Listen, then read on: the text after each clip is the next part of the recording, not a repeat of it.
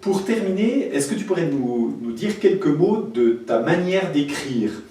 En l'occurrence, le roman est donc riche de plusieurs histoires qui sont tressées et donc que tu mènes de front. Est-ce que tu peux nous indiquer en quelques mots la façon dont ton travail d'écriture se déroule et comment tu arrives justement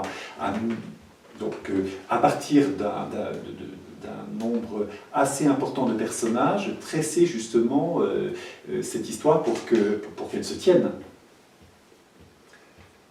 Il y a plusieurs phases.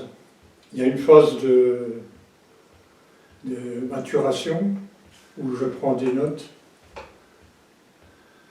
J'ai déjà expliqué que je commençais toujours par un titre. Donc si j'ai pas le titre, j'ai pas l'histoire. Chaque fois c'est un challenge important.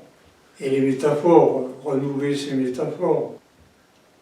Et c'est un peu comme ça que ça fonctionne chez moi. Il y a des notes, des trucs dont je vais me servir, peut-être pas, qui me passent par la tête, on verra ce qu'on en fait.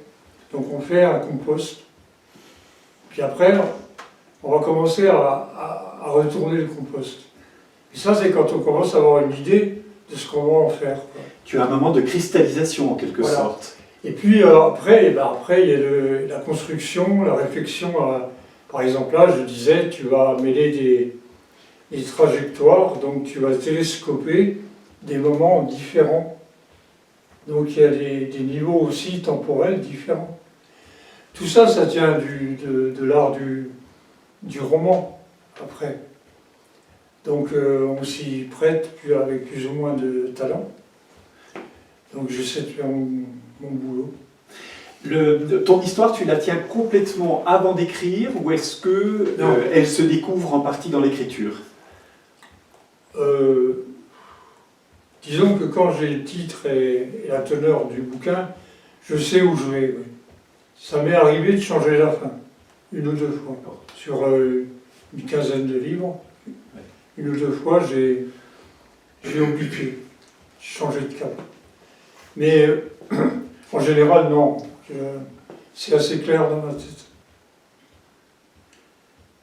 Après, il y a le travail de l'écriture. Bon, ça, je ne suis pas le mieux placé pour en parler. Je préfère que ce soit les autres qui parlent de ma manière de faire. Voilà. Et puis au fond, je dirais, après le travail de l'écriture, eh bien l'essentiel pour le découvrir ou pour le comprendre, c'est de te lire. Voilà.